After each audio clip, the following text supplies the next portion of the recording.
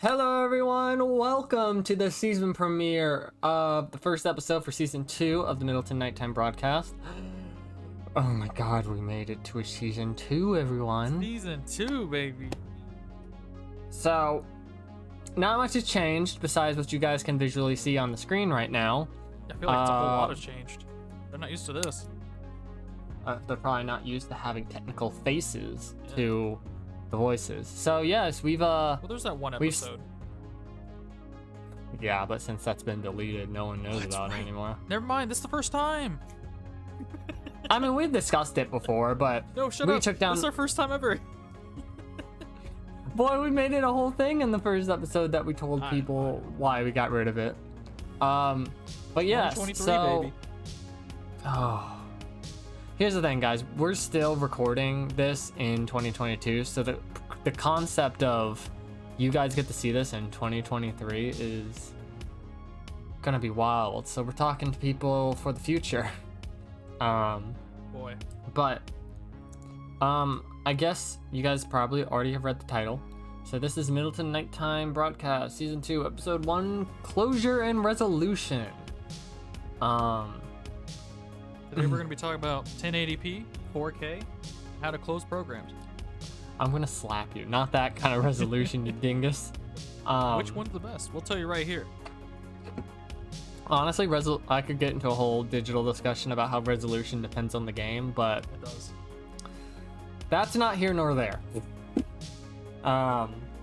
But before we even get into it, it's actually been quite a while since Ricky and I recorded the last episode for this year.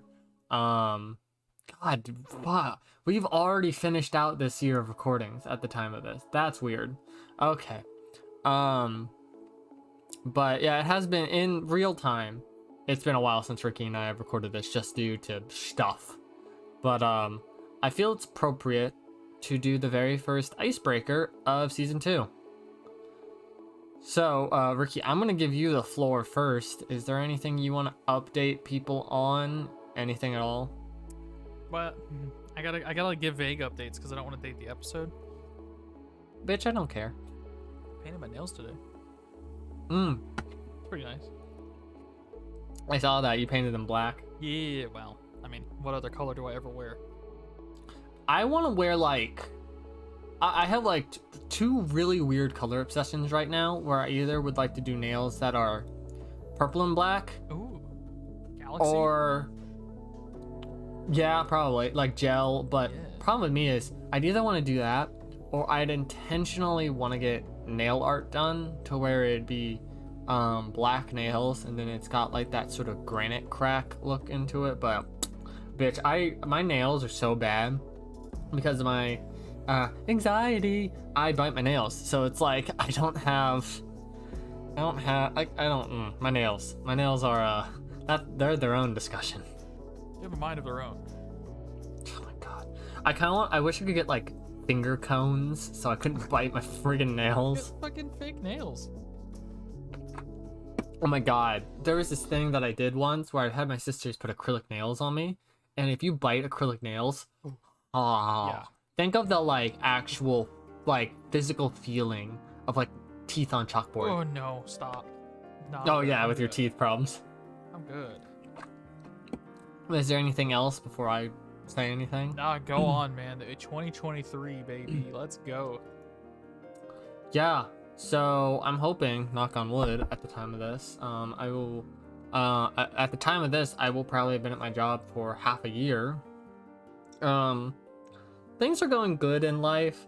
I think the hardest thing, and I'm just gonna be honest with everyone, Ricky's had to know about this too, because we've talked ad nauseum about it. All the time. I have been dealing with, and who knows, even at the time when this actually gets released, I may still be dealing with it. I've been doing therapy, because my, this is so hard to Proud of you, admit. by the way. Just my fear of death and my fear of war has gotten exponentially higher. And I'm not going to name any particular reasons. It's just, it's been hard. and if I'm gonna be honest, given the title of this video, I've been trying to put on a great face for like all my friends for like the past, God, it feels like almost like, well, probably now 3 years. We're virtually 3 years because we're at the end of the year. But it's been so hard to try to be positive while negativity still sinks through the cracks and everyone brings up like things they hate, all this baggage, along with the fact of like, I think, and I mean, you probably felt this way too, Ricky. In the end, like the end of 2021, like I was going back to college in person, and there wasn't this looming war because of Russia and selfishness, and there was a little bit more chill. Like it was the first time, maybe because I was busy with college and I was keeping my nose to the grindstone, like out of the news, because the news. I felt that too, though, back when North Korea, like, God, this is really dating the episode, when Trump was still in office, and there was high tensions between Kim Jong-un nuking America on Christmas. And I didn't know about that. I remember being terrified, like, oh fuck. And then like, we're flying through that. The thing is, sounds maybe dumb, but don't worry about it too much, because like you can't really do much about it. You live your life, and I could die right now, heart attack. I mean, that's what I'm trying to do, but it is hard. It is stressful, especially when it's always constantly in your face. We as creatures are not supposed to be this informed at all times. Social media and all this shit, no, that's what gives us anxiety, and that's why we do the things we do to cope. And oh my God, that's I think I told you in a voice message, not this episode and not the next episode, but episode 3 for season 2. Mm-hmm. Oh my God, that's going to be so hard to talk about. That's probably going to be, I think, one of gosh, secret. Should we keep a secret? I can tease it, but you and I will have to steel ourselves for that episode, and that might be the first episode that I genuinely think I would have you sit with me in a call afterwards and listen to it and be like, is there anything we should cut out? But like Ricky said, it's been hard, and I'm only speaking from American views. I'm not speaking for the troubles that other people have had to go through lately. But America's poisoning itself from the inside out in a multitude of ways. And that's not me trying to be like, oh, whoa, like doomsaying everything. No, it's just, maybe it came with the ignorance of being a child. I'm saying child up till... Right. Well, you mean mental maturity. Yes, because... You don't mean like physical, like goo-goo. Yeah, I get you. Yeah, because like I was, again, sheltered. So it's like, body looked 20 years old, but mentally I'm freaking 12. So it's been hard to be in America and see like death just become a statistic. It's become hard to even want to care to look at the news. Like literally turn your TV on. Oh, what's the news saying? Oh, I don't want to listen to it because it's lies. Or it's half truths, and it's hard. Shit, it's even that way with the weather, man. Oh. Every time there's a weather disturbance, we're all gonna fucking die. Well, maybe. Which is the only thing. Well, it's like, what's funny is the only thing that's gonna ever scare me about weather. Hurricanes, not really. Only because like I live up on a hill. If we lose our house, well, tackle that when you get there, But a tornado scares the bejesus out of me. I think that's more threatening than a hurricane, especially for someone like me, where it's like we live fairly above sea level, so we're not worried about flooding. But like a tornado is like, and that's like me just dragging my finger across the sand and saying, well, that grain of sand that was a house, don't care about it. But besides that, yes, overall, this all-encompassing stuff that's happening with the world, your boy's doing therapy. It's unofficial therapy, but it's through a friend that is licensed, so don't worry, I'm not being every other freaking YouTuber out there that's self-diagnosing themselves with Dr. Google. I'm actually like doing the process. The hardest part though is every single time I've done one of these therapy sessions, I've cried, and I don't cry. So it's breaking barriers, and breaking the barriers is the hardest part about therapy. But it's good. It's healthy to break down walls that you've I set up know. for yourself, and then accept that, you know. But it's America, so the problem is like I'm a man crying. Who fucking cares, man? I'm a man with freaking nails painted, you know? Yeah. Bro, one day you're gonna be 30. One day I'm gonna be 40. It's just, oh my god. fucking, let's just live life how we can. As obviously, don't be stupid. Don't get beat up. Don't do dumb shit. You know, don't go around in like an area you shouldn't be in, and you know, make yourself a target. But for the most part, do what makes you happy and express yourself as comfortably as you can. Yeah, just don't be a what are they called? I think they're called existentialists, who are basically people that like believe it's like the opposite of being a nihilist, but to like the more extreme of like you are the main character and everything revolves around you, so everything kind of, but it's also like you believe like the way of the world does not pertain to you, therefore you could do laws, like break laws and stuff that normal people have to follow. Yeah, it's ugh. But case in point, my goal, even from recording this right now, just to give you guys the proper time when Ricky and I are recording this. We're recording this September 24th, 2022. And my goal is to still continue therapy into next year. And it's hard. Oh my god. Therapy has to be one of the hardest things just mentally.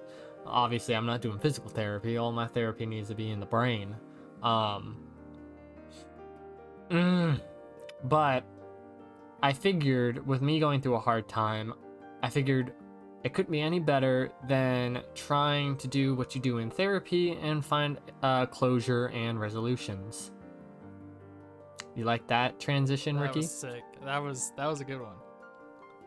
I almost forgot that we had like a topic. I thought we were just talking. Well, I mean, this is still roughly kind of how we handled the finale of season 1, where we have 2 things to talk about this podcast, but depending on how Ricky and I feel, if we want to end this at an hour or go to our full limit of an hour and a half, we shall see. So, Ricky, I want to open the floor to you first with a question, okay? Okay. What causes a need for closure in your mind? You know, the only instances I can think of where I needed closure is ones where like a friend and I maybe drifted apart and nothing was really settled. It just kind of forcibly had to end. Mm-hmm. Or maybe a relationship that kind of ended with, hey, we're breaking up because this reason, and then like them trying to cut off right then and there and then just leave. Rather than be like, well, wait, can we talk about this at all? Nope, it's just over. And when it comes to that, it's kind of hard when you're the person that is getting cut off from said person. Exactly, yeah. That's where I'm speaking from. But if you're the one doing it, it's easy because you've already made up your mind. And sometimes what I think the hardest thing about when it comes to cutting a person off, just as an example to talk about, when you are the person being cut off, it's hard to let that person go because you want to know why, but that other person has done their own introspection and it's like, no, I'm good, fam. There's been also, I don't cut people off in my life unless they've done something real crappy. I think the last person that I harshly cut off from my life was Alex now second ex, like 2 exes ago. And she was the friend. She was actually the friend that got all of us together.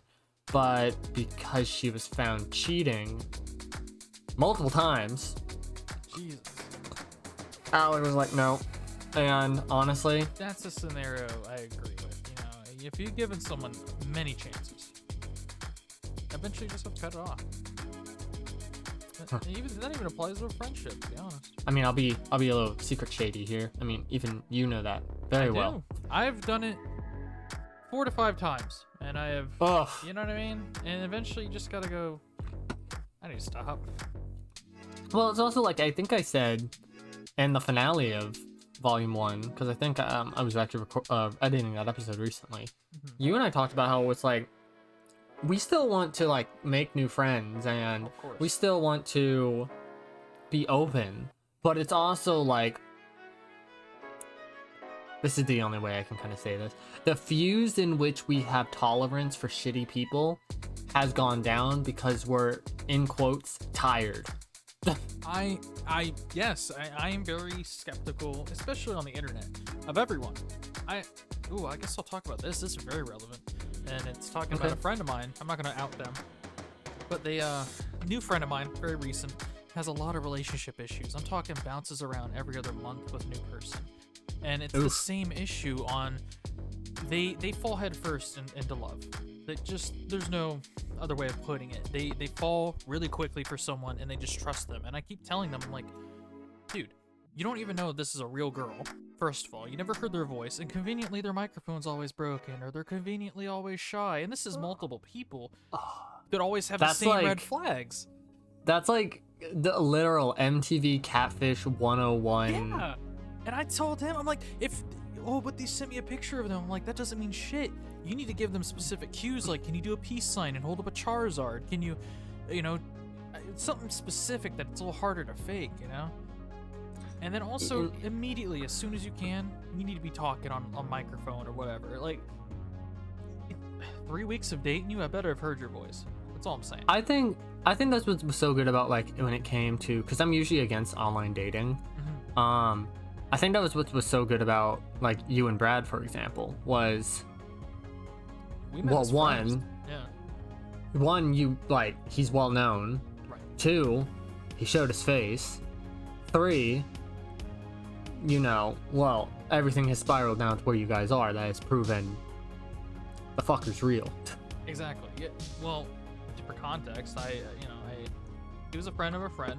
Invited him to a call, hung out a week or 2, on and off throughout the week, and we just clicked. And I told him I liked him, and that was that. But by that point, I already knew him as a friend. I knew him through my other friend too. I knew he was just some guy, a person that existed. There was proof of that. There was years of posting online. There was no questions.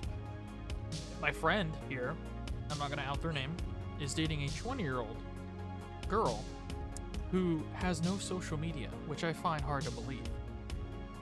How are you gonna be 20 years old on the internet and not have a Twitter, and not even have a Facebook, or even an Instagram? You don't have anything? To not have one. Yeah, at least one. Even one that you have abandoned. Like, I used to use Twitter, but I don't log in. Just nothing? Not even a YouTube account? Like, come on. Yet you're competent enough to play this obscure video game. I don't buy it. Neither do I. I mean, for me, usually when I've ever come to closure, this is why I'm open. Well, this is why I'm trying to open up this a little more of a broad spectrum. Because usually when we think, like, what is a need for closure? Most of the time, it's going to go towards, like, something bad happened or something off happened. And I think, honestly, those are really the only 2 scenarios. Because every single time while I've been planning this entire episode was that you don't get closure from a happy moment because you're happy in that moment. Therefore, you're good on that moment. You could say closure is needed for a sad moment, but I also feel like sometimes people will already come to their own resolutions and then talk about it later when they're sad, kind of like if a couple fights or something. But usually I feel like closure really comes from like a fight, or like you said, something that is like you get ghosted and then a couple years go by and then you try to ask about it and it's like, who knows, maybe things could get fixed, or the other person's just set and they don't want to have contact. I mean, if I could say anything,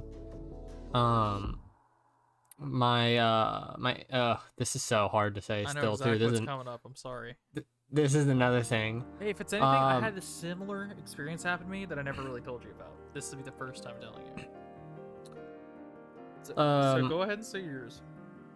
So it's like I had one of my friends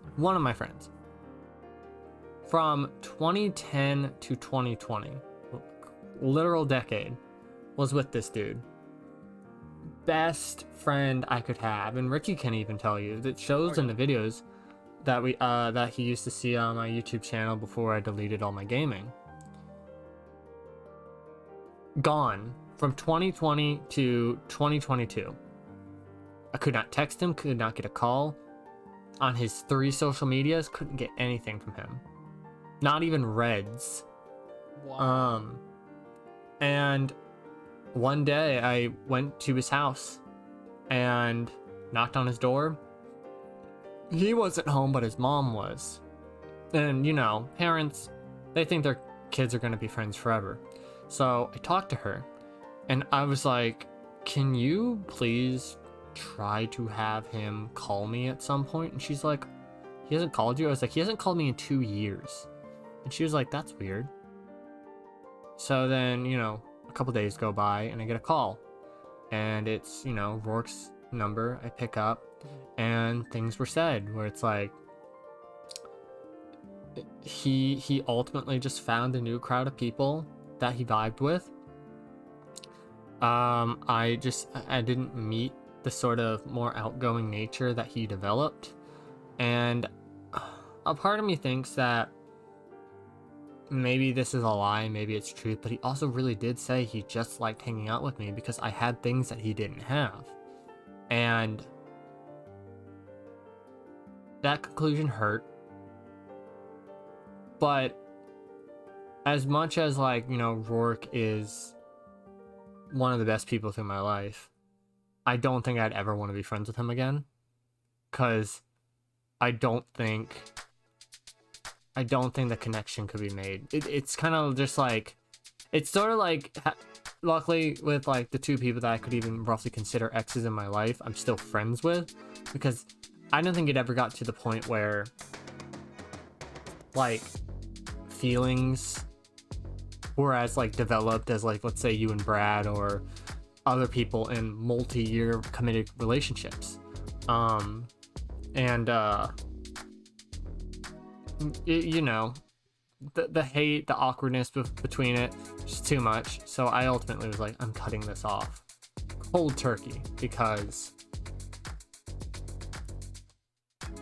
I don't think I could go through it. Between everything now that I'm going through and trying to get back into a new relationship, that magic's gone, Ricky. Like, well, yeah, you know, y'all are young. I had a similar scenario, very, very similar. If you don't mind me going into mine, I'm not gonna give too much info because, like, dude wasn't really online, and it's just, you know, it's rude. But I had a friend from middle school, and for a while he was my only friend, my best friend, like a brother almost. We hung out all the time. And, you know, we went through all middle school together, and then once high school rolled around, we tried to get in the same high school, but, you know, things kind of fell through, and he met new friends, and by the time, like, we started hanging out again, I could tell slowly he was just drifting off and wanting to hang out with them more, not me anymore. And then just until one day I was just cut off. You know, no phone calls, no emails, no social media, and then he just freaking moved apparently at some point. Just didn't want to talk, and I still never got really closure on that. Come to find out, his mom was kind of a prick and said some things about my father when he died, calling him Satan, that he's dead, like really crazy religious lady. And that's part of why I guess there was like unspoken beef or something there. I don't even know. I think his mom told him not to talk to me. And in retrospect, dude probably had severe autism. But, you know, as a kid, you don't really notice that shit. You just think your friend's a little awkward. And that's it. Yeah. You don't really think that way. But I never got closure on that, and that dude was a huge reason why I'm a nerd now, man. I I'm into retro gaming and all this stuff because of him, and, you know, it just sucks because, you know, never will get that closure, but it's probably better because I guarantee you, he's not the same guy I knew back then. Here I'm fucking to you that we probably would not click. So, I kind of have a metaphysical question to ask you now. Instead of people, something, I guess you could say, more spiritually to ourselves. Because I think, like, again, I want to, you know, project this towards college students and young adults. Of course. That's your demographic. I don't think I ever got closure to say goodbye to myself from before 2017. That's a mood. Being forced to grow up fast. For personal protection, I won't say why. But let's just say my parents and I came to a big disagreement, as well as there were some problems with college and stuff at the time, and I fell into, I can't say this for sure because obviously this isn't a medical diagnosis, but, you know, take this with the, you know, the biggest grain of salt. I had like sort of a mental disconnect, like a survival mode of I eat, sleep, breathe, and then like I think the few times I came out of it was hanging with friends, my beach trip before 2019 when I went into my 4-year, and then ultimately I think just I feel like I honestly snapped back to reality back when the pandemic hit and when I rejoined the group, and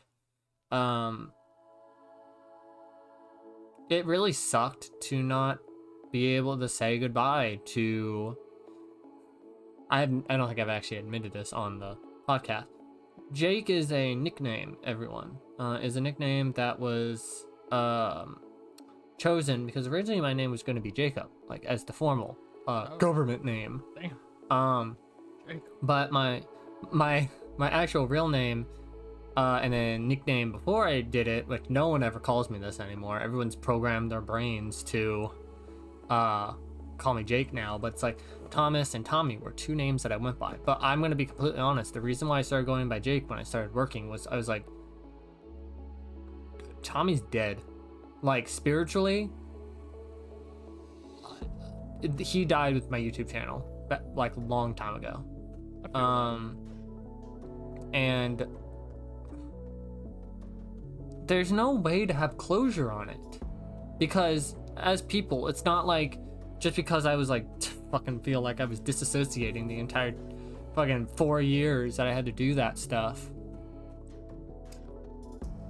I was still there, but I was like not there, and I was learning all this stuff, just getting by to get through the hardest part of my life, while also essentially distancing myself from my parents. So now it's just basically Jake, and I wish I kind of wish I could have those like those almost show or anime moments where the older version of you gets to interact with the younger version of you. I wish I had that, but obviously that doesn't happen. So I think right now that's one of the biggest things I wish I could have closure on, but that's a door that is just, you know, a door that isn't going to ever exist. I don't know if you have anything like that for you, Ricky. I am.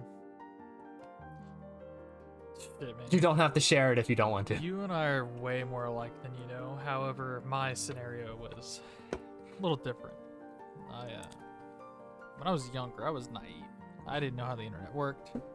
And this is not at all my first account. And any account anyone tries go looking for after saying this, it's far deleted. you won't find shit. It's deleted. But when I was a kid, I did a lot of dumb stuff, and I trusted people too much online, and people eventually tried trolling me to an extent where it was affecting my real life, and that's also what kind of drove a wedge between that best friend and I, because kind of thought it was him, because I didn't know anyone else. And that went on for 2 years. Oof. Until eventually something snapped at me. I'm like, wait, they can't affect me if I just simply go away, like I don't use the internet. That's what happened. And What years was this? oh god. Was this before even like Sophomore acknowledging year, who I was? Early year of high school. Oh, okay. So this was way Smartphones before. weren't even really a thing. Okay, yeah, way before we met. Way before we met. Yeah.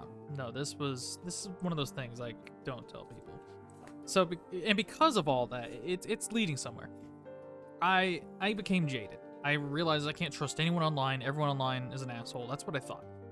And so that point onward, I was a troll, basically. I didn't take anything seriously. I did the opposite of what I was doing. I basically acted like the people that harassed me to a certain extent. And I got little kicks out of it. Oh, fuck you, that kind of shit. Very edgy. Mm-hmm.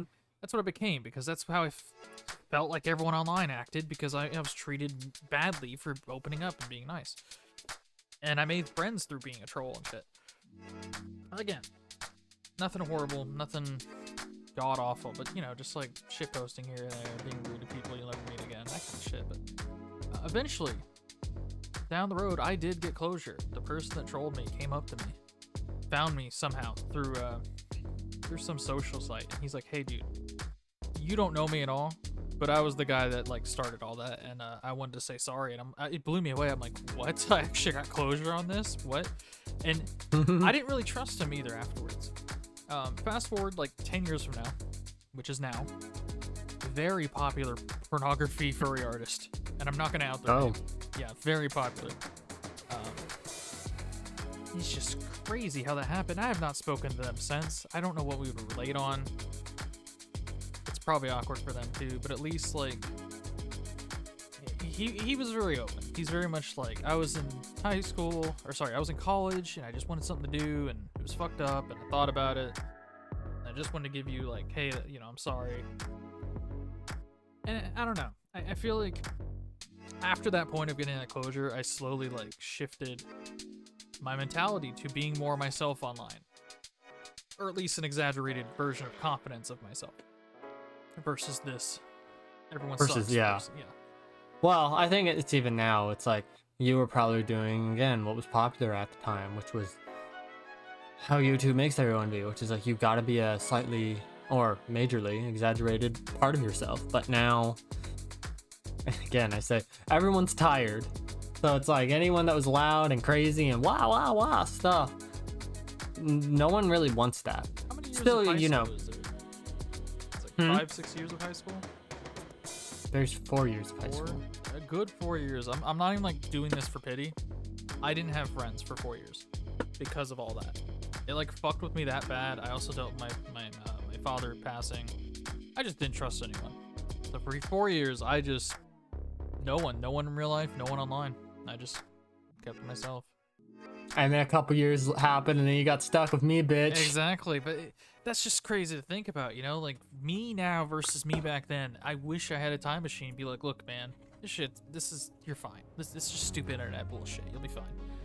But back then, it was so real to me. That's all I fucking knew. I was like, I'm an online neat, You know, it's something I kind of want to. This is something I want to do soon. What's that? But it's like, even though I don't think, and I really don't think this, just given now, I think if there's anything that I would ever say still that I'd like to, this is me slowly transitioning into resolution, was to, find a resolution with Scranner saying like, hey, thanks, because I don't think that obviously this podcast, every project, many things that you and I have done together wouldn't exist if him and I didn't hang out, at least for the few videos and live streams that I did during. Oh my god, you met me in 2014. Ugh, it's almost been a decade. With Scranner recently, I'm gonna tell you. I know you said like you've known about everything that he's been doing recently, but besides that, you haven't told me that you've tried to connect again. I'm trying to think what it was about. I think we were gonna make he was gonna update a 3D model or something for me for I think it was the brew. yeah, we were gonna have like a game show or something. He was gonna help me do all this. He seemed excited about it, and then he just kind of like stopped talking to me. So I just like didn't hit him up again. I'm very much that way nowadays, especially people that are distant. You know, if you really want to talk to me, you'll reach out. Let's just be real. Oh yeah, you're stuck with me. You get at least like Yeah. 20 fucking messages from me a day. So, you know, if and Scranner has like 200 something people added on Discord, and it is what it is. He's gonna forget and all this shit. And I understand that now, and I'm fine with that. You know, if a project falls through, not a big deal. How many people do I have on Discord? I doubt he's listening to this, but if you are, hit me up, man. I got 18. I mean, Scranner's still technically linked to my YouTube. Bro, I have Who knows? 56 people added. Man, I am. This is a thing that I've been told by friends. This is like, why don't you like more people on the internet? And I think it's because it's really hard to get me into things. Like it's been what? We're on like season 5 or 6 of My Hero Academia, and I've only just started watching. One Piece is like in the thousands, and I've just started rewatching it ever since I stopped watching on Toonami in like 2007. It's really hard to get me into new things because Same, man. And I think it comes from what we talked about on Telegram yesterday or today. You know, time merges together, it feels like. Yeah. But due to college, my time was so limited. So if I was going to spend time on something, it was methodically planned, and I was mentally prepared to do it. Which is why, you know, sometimes when it gets canceled, that's hard.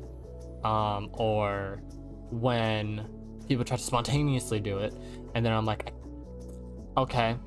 But yeah, getting me into things is, you know, an extremely hard challenge. But yeah, I guess we can talk about this is, what would you, before we fully go into resolution, Ricky, and, you know, feel free, completely your own definition or way of saying this.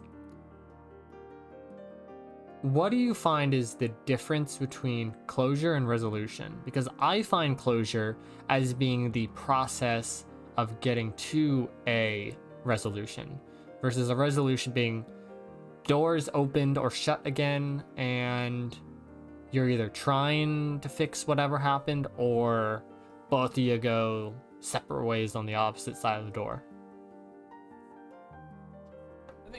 I think closure is more of accepting that it is what it is to an extent. Like if something ended, like a relationship, you realize it's not gonna work out. But it also can be a resolution because you resolve that. You realize, hey, it's not working out. So it can be hand in hand, you know. But I get what you're saying. Oh, you mean resolution as in like, hey, we talked about it. We're still not gonna talk to each other, but now we know where we stand. Is that where you're getting at? Yeah, because I'm also saying this from the world of like college students and young adults, where it's like, you know, let's start with college first. You've been through my entire college journey. So it's like, you know, it's like I've fallen off the face of the earth for weeks. People text me, you know, I'm getting by and doing stuff, but it's, you know, stressful as hell. And I think something like I said, where it's like I had to grow up rapidly and do all this stuff and all this responsibility that was thrusted upon me that I had to take as a, you know, survival instinct thing. I feel like a lot of college students just don't get closure because they frankly don't have the time for it. Like for me, I'm an art major. Graduated my college with a bachelor's degree in visual technology and design with a graphic design minor. But because I was taking art classes, I was, you know, art history classes, studying. I was creating things like traditional artwork, sculptures, digital artwork for hours. And because, you know, a lot of people are this way, you zone out, You try to do your work and all this stuff. And I think, at least with college, that's kind of like, such the weirdest place to be in, because especially even when like you'd go on your break. Like for me, I had a 1 month break for a winter break, and then in the summertime we got 2.5 months, and I think just now, and I think it's also a big reason why I realized like the stuff with Russia and all the war and my things of death are coming up, is because I no longer have college distracting me. So thus, that isn't the biggest fear in my brain, which is now being taken over by things that I feel like I aggressively need to talk about or be open about. Because, you ready for something dark? Mm-hmm. Spill it. Okay, everyone. So if you want to know where the fear of death is coming from, my biggest fear, knock on wood, is the conscripture draft that the United States does. And in my state, the state of glorious old Virginia, in order to get your driver's license, you also have to sign up for the selected service. You have to, or you can't get a license. But everyone in America kind of needs a license. The walking lifestyle isn't too easy around here. Right. So my biggest fear is like, I'm gonna get drafted because of this stupid friggin' shit with Russia. And I'm like, great, I'm getting dragged into a war of old men who won't fight, yet they'll send their sons and daughters out to fight. And it's like, I just got out of college. I just got a job. And now I'm having dreams of me dying on the front lines in some war zone. So that's where the fear of death has come. Because every single time that I have had this fear and this nightmare, I wake up like 5 or 6 a.m., cold sweat. And I like go take a shower. Makes me feel better. Don't you have ADHD? Yes. They're not going to draft you because that's a mental illness, isn't it? I mean, yes, but the problem with that is it's like, people, feel free. Take this as the most uneducated thing that I can say, and don't take this too hard. Ricky, like, the generations before us and the generations now. The generations before us, they all have mental illnesses. Whether they want to accept it or not, they have something. As for us now, the only reason why I could see that we wouldn't do it is because we're so open about every single thing that we have, but also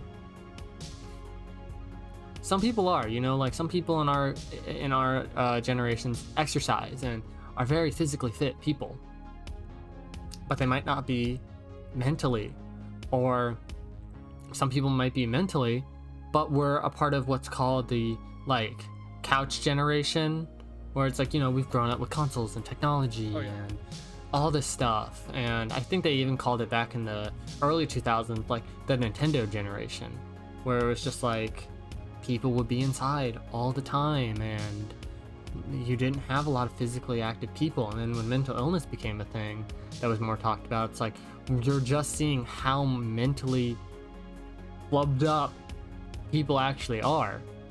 But because that also becomes the new norm, I'm like,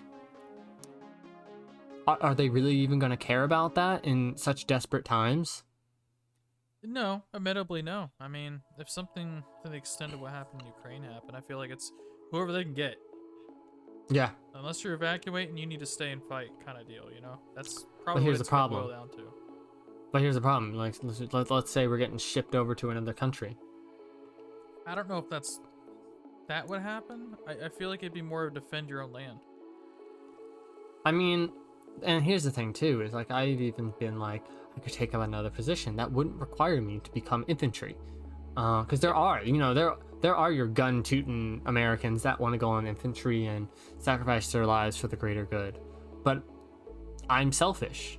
I am one of the people that absolutely oppose the idea of the draft, because I'm 24. Sure, I didn't get through college like as fast as you possibly could through your 4 years, because I'm not your picture perfect college student, but I've spent pretty much 1/4 of my projected lifespan, that's me saying knock on wood, I make it to 100 or close, in school. Every kid does. And the idea of like the draft back in the day was like, oh wow, you turned 18, you're just out of high school. Go die now. So you can see why this has been a big thing that I've needed therapy for. And why now that I don't have college, my fear is towards losing everything that I worked, 5 years for. And still working for, because, still living in my parents' house. I'm still, not fully independent. Even though I totally want to be. Like, I want to have an apartment and everything. But the heart of the cards right now is not in it for me because every single market that we also have is through the roof. Though I'm really hoping that the housing market crashes so I can get an apartment with decent rent. I think near the end of the year, we're gonna see the housing market go down. I would love it. I would love it, because there's an apartment complex area. It's the apartment complex area that's actually like just down the road from where Abby now lives. Oh, nice. And I would be like, I would love to have Abby nearby. Because like Abby and I feel like we're close. Like we've talked about everything. And she would be the last person that I would actually like want to, lose, because she's the only other high school friend that I had. And to be closer to her, to gain a better connection, because we didn't get to see each other that often through our college years, except on break and summer break, because she was like about 2 hours away at another college. Well, I was at our hometown, going to a college in a county over. And I just have a lot of shiznizzle to fix. I think a lot of people, maybe even listen to this, are feeling that way of like, everyone's afraid of war.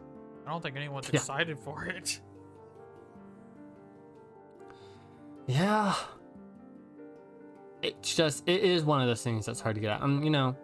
My parents tell me don't worry about it. They say it's not good for my health, and I'm just trying not to, which I think is why I'm like, I am happy that we do this podcast, because behind it, it's like I already have like the next 6 episodes planned. I've literally like had been writing them down in my book. I'm doing artwork again. I'm finally like completely on my burnout stage, and I'm like, I want to do all these pictures. And then, slowly I am coming to just, a resolution where it's, I need to stop trying to control everything like I'm trying to stop the final destination kill that's inevitably going to happen to me. Because what I'm doing now is pretty much like if someone accepted, like, do you want to know how you die? And it's like, no, you don't want to know how you die, because then you're going to be worrying about it all the time, and you're eventually going to cause your own death from trying to not cause the death. Oh. So, I think that's what I'm trying to do. But I guess to focus on a resolution a bit lighter, before we end the resolution stuff and go into our like cooldown chat that we usually do at the end. I want you to be open about this, and you can sugarcoat this as much as you need, because obviously this is going to be a question I haven't proposed to you before the episode started. Oh, you're throwing me for a loop, huh? A little bit. I want to talk about I want to talk about good outcomes, bad outcomes, and dangerous outcomes of resolution. So I'll give some examples, and if there's one that you don't want to talk about, I get it. But I'm gonna try to just, I'm already been vulnerable so much about me going into therapy. Why not, just hit the whole kick and caboodle right now. So I want to talk about good outcomes. Obviously, like, Ricky and I, we said, like, a good outcome would be like you have closure, right? And one of the good outcomes is like you try to fix a friendship. There is a friendship of Ricky's right now that I actually maybe hope gets fixed in the future. I'm just very salty at this individual for how they have treated Ricky over numerous attempts. Oh, this individual. Yeah. I hope it maybe gets fixed in the future. I hope they get better as a person, more open and honest. As for me, one of my good outcomes is like I had like amazing friends, right? Like such good friends when I was working back at the movie theater I worked at. And I think one of the best outcomes that has happened so far after college was, sure, some of them are still in college because some of them were younger than me by like 2 years or something, but some of them were older and they've been continuing on with their lives. Some still actually work at the movie theater as managers and are getting paid pretty well, but some have like moved on. Some have been freelance, and I've been connecting with them again and trying to form relationships, even though I fully realize that it might not all happen instantly and we might not be chatting all the time, but that's again me realizing it's like, hey, everyone has their lives and you're also again not the main character. I think one of the bad outcomes was again me losing Rourke, but How far you come since then, Yeah, and I mean, I think maybe this is just me, but I don't think you would have made as many online friends as you have now, especially your art server. Because when you were friends with Rourke, you were so just only IRL first. Yeah, because I mean, admittedly and responsibly, the internet's still a dangerous place. For sure. So, but you weren't a risk taker, That's what I'm getting. Yeah, and I think now I am much more reserved with the people that I'm going to connect with. We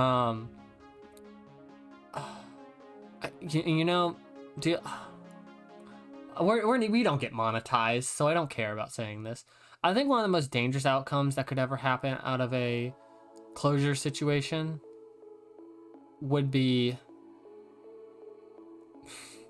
I don't think I've ever said these words on the podcast before, so I'm so sorry if this triggers some people. Trigger warning here. Suicide or murder, I think, would be the most dangerous outcome, because it has happened. Not to me personally, let me say that, but this is in the world of college and young adults. Yeah. And it's not unsurprising that college students who, I'm looking at some of you professors, American professors, some of y'all suck dick. That dirty, grimy, dick cheese dick. And I should know, because I had to have some of you abusive motherfuckers. Sheesh. Lay it into 'em. But, I mean, I don't care. I had a professor at my 4-year that ended up getting a student killed out of stress. Another student accidentally KO'd themselves because they had a caffeine overdose. So I think that's the most dangerous resolutions that can happen. Obviously I would, and it is kind of hard to say like, hey, I still think a bad outcome is like, losing a friend. And I think a bad outcome that is, besides just losing someone, is like a fight, verbally or physically, because that takes a toll on both of the people. But I think one of the best outcomes that you can have is if you both can walk away from something mature, even if you don't agree to be friends or acquaintances anymore.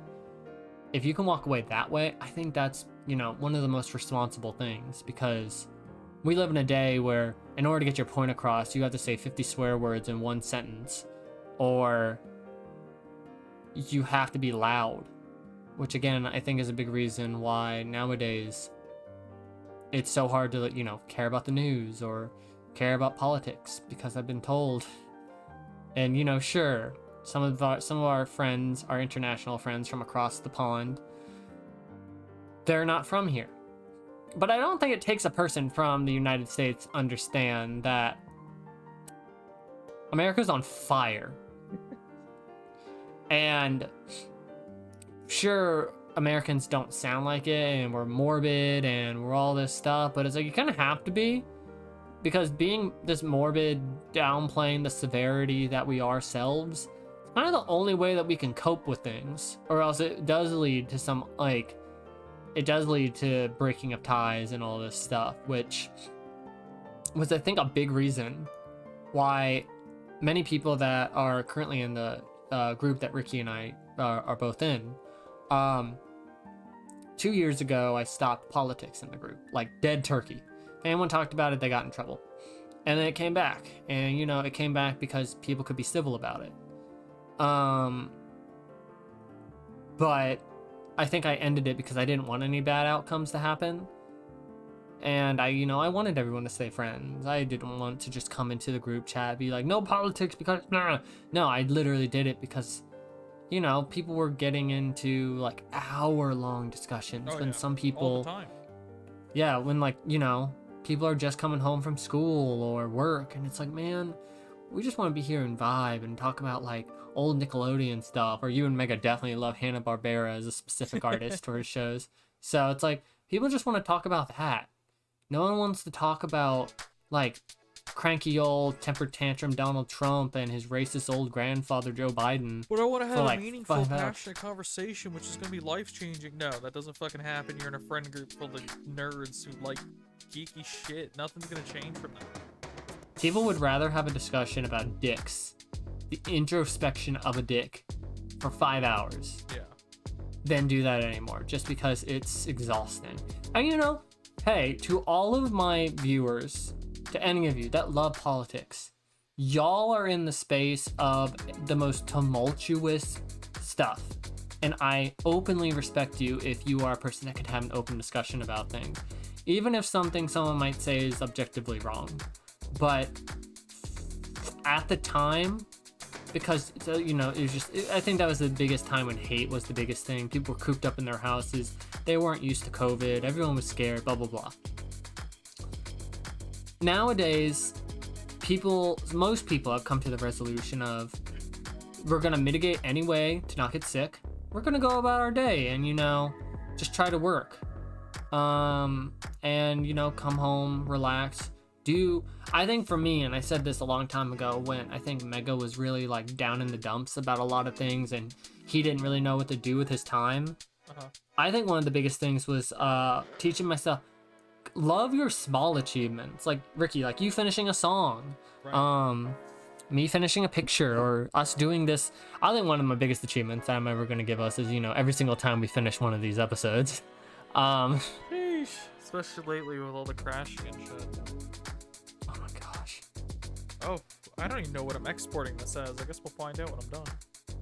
I think last time you had it exported as like an MKV or an MP4, and then you just, or whatever.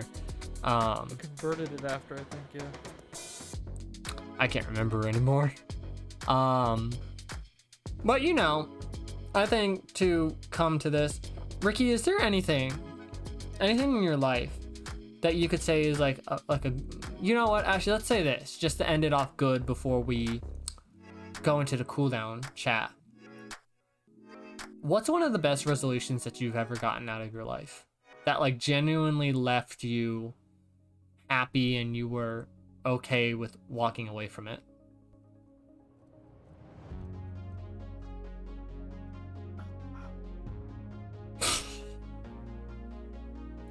This first episode of season 2 is deep. Yeah, I have to think. I have to rattle my brain. You have to cut some of this out. It's okay. Think about it. I'm not gonna rush you.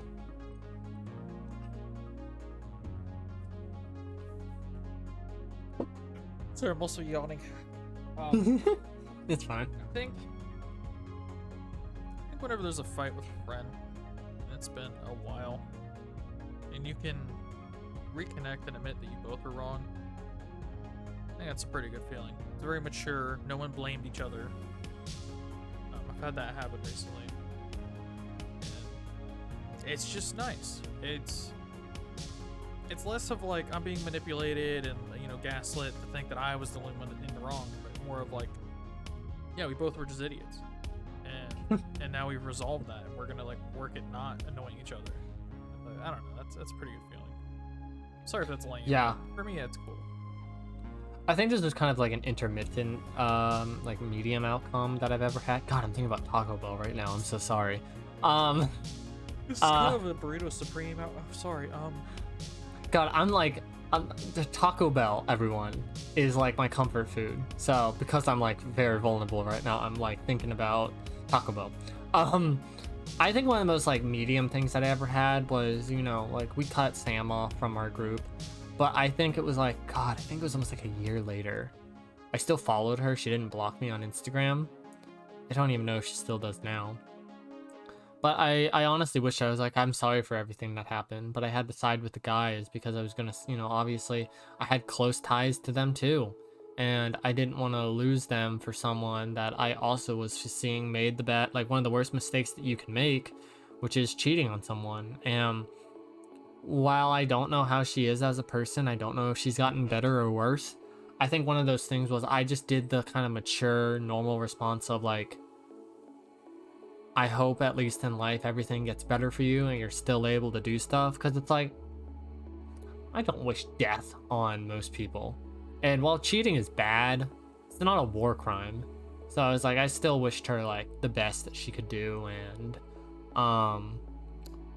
yeah, it was I think that was a like one of the more mature things that I did before like reconnecting with a lot of online friends.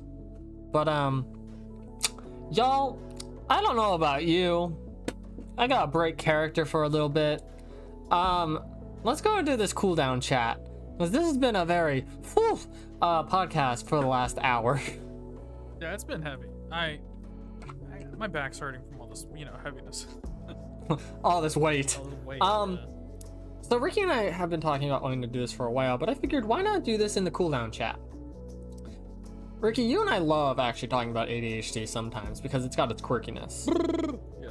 And while I know Ricky and I could probably focus on necessarily like the bad stuff, I kind of want to focus on some of the things that we might find quirky about it that we probably relate to. Because Ricky and I already relate to, both of us have a narrator inside of our brain. And if you tell a normal person that, they're going to be like, do you need to go to a psych ward? Yeah, are you guys crazy? And I think one of the hard... Well, Ricky, you know what's bad? Do you remember how I kind of talked about it's like I have to do reverse psychology on myself. It's like, hey, we can go to Taco Bell, but since we're going outside too, let's grab the trash. So we grab the trash, put the new bag in, take the trash out. Let's also get a playlist going because we might get bored on the way to Taco Bell. We want the Exactly. vibe. Bitch, I do that so much. I do that all the time. Like, we get my headphones. We download this album real quick on so I can play it offline. Because what if my service cuts out? That would suck. Have you ever verbally done that? Because I have. Under my breath. Thank God, not like out loud. I did once, and I didn't even think about it. I was having like a whole monologue with myself. That usually happens when you're stressed out. I was doing it I was doing it. I think when I was walking home from college, and I was with two of my friends at the time, and we were walking to the parking lot together because we parked in the same area, and nighttime, safety in numbers, walking to a big open parking lot. And I had my headphones, like one of my earbuds in, and I was listening to the music, and I was having an external conversation about the song I was listening to, and they're like, Jake, are you okay? And I was like, oh, I'm so sorry, I do that sometimes. It's so bad. Ricky, I guess I can't think of anything else off the top of my head besides my narrator that I have.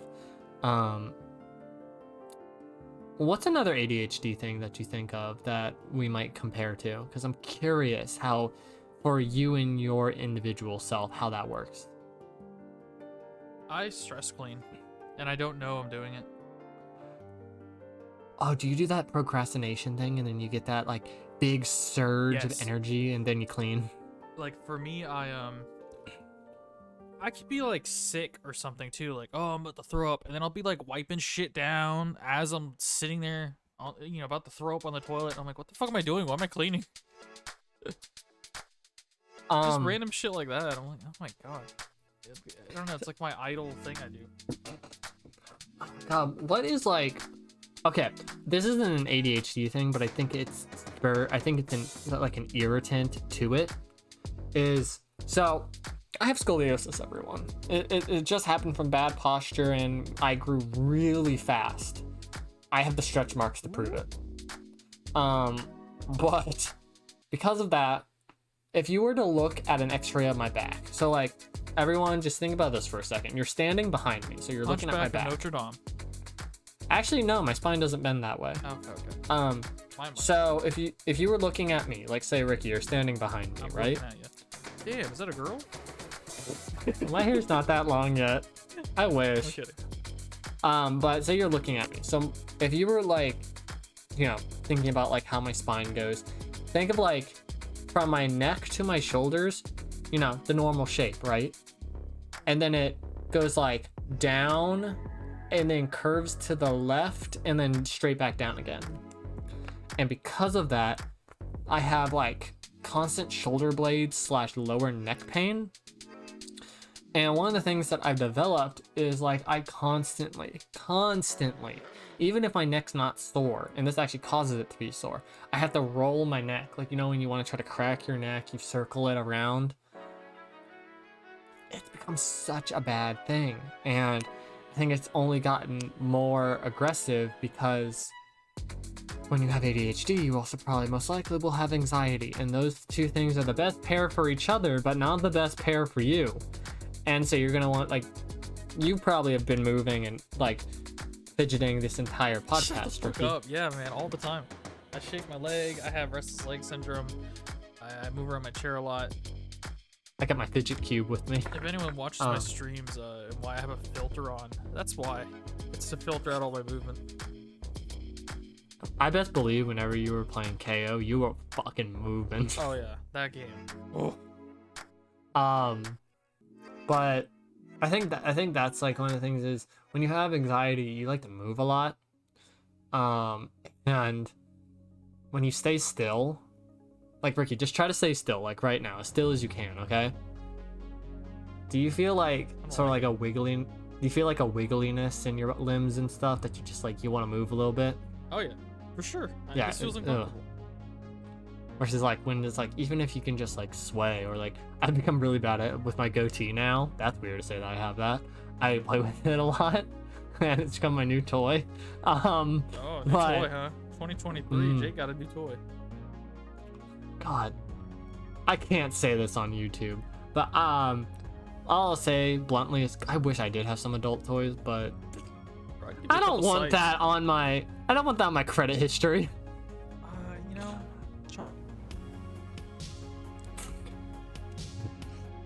I want like no, I'm not gonna go into it. Get the stream flagged. Wait a second. But I'm trying to think.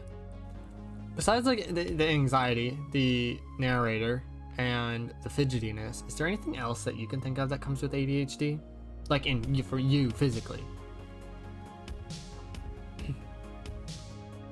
I have to like plan little milestones for myself. It's like little rewards. Oh, I mean, yeah. Well, thing. It's like, okay, well, we can do this, but we have to do this too. Yeah, it's kind of like what I would do with college, like, where it's like, hey, yeah, and it's so good because I think one of the reasons why I kind of lost spark to do artwork when COVID started was because I think I've said this before, but I'm fully shameful of being like a person that loves a lot of techno music and a lot of music that I can place anime fights to. I was that kid that would come with choreography, anime battles in my head, well, like being on car trips or whatever you would have. And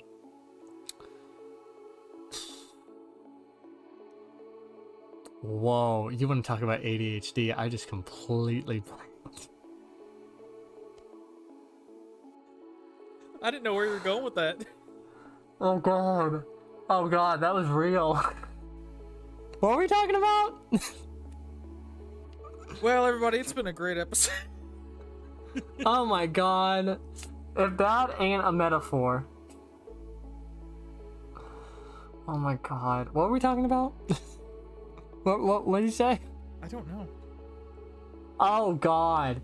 If we have made this blunt, if you interrupt someone with ADHD, they're gonna get pissed at you. Because they're not gonna remember what they were saying. Okay, you just triggered that in my mind. I get mad at my friends lately, and I have to tell them, I'm like, if I a thought, and I'm just gonna get pissed at you. And it's not because I want to be a dick, it's because I don't want to, like, you know, get mad. Yeah, I think that's been with me a lot of the times. This is a petty thing, by the way. It's not actually serious. Okay. So a lot of times, just last night, my friend Inu and Kevin joined me on Final Fantasy, and they were doing the near raids, which are the 24-man raids for Shadowbringers. And we were on the last one, and I was trying to do like all the call-outs, and it's great to do some of the call-outs. But then they're like, what is happening? And I'm trying to explain while like other people are freaking out. And I'm like, guys, I understand you're freaking out. This is stressful. There's a lot of people around. There's a big boss doing big damage numbers. I can't do projected callouts right because I will stutter. Because I'm gearing up to say it and I get interrupted. And it's like I have to halt the brakes. And it's like, it does this to the side, to the side. It's like that. And I'm like, so I think that's it. I hope everyone has a great New Year's. And the future. Well, the past, I guess. Yeah, and let's hope when when this releases, when we get closer to January, Ricky, hold like my imaginary hand with me. Hold both of them. Jesus Christ, May next year, please give us a wide berth on any event. Good news. Also, positive vibes. Also, like, I'm totally buying a vape this week because I literally will say I think I just need to get fucked up, bro. Let's do it. I need to. We're going. I'm like, been also just fun fact before we end this. I've been wearing a hoodie and sweatpants this entire episode. I am living. Yes. Already. Mother Nature said September 22nd. Oh, you get 60-degree weather now. And I'm like, I'm here for this. But you'll pass okay, everyone. Oh, for Floridian, yeah. Ricky, 60 would make you freeze your dick off. That's all right. I'm getting a hurricane soon, so we'll see. So I guess that's it, everyone. We will see you guys. Who knows? Maybe another time for January, or we'll see you guys in February. Talk to you guys later. Peace. See ya. See ya.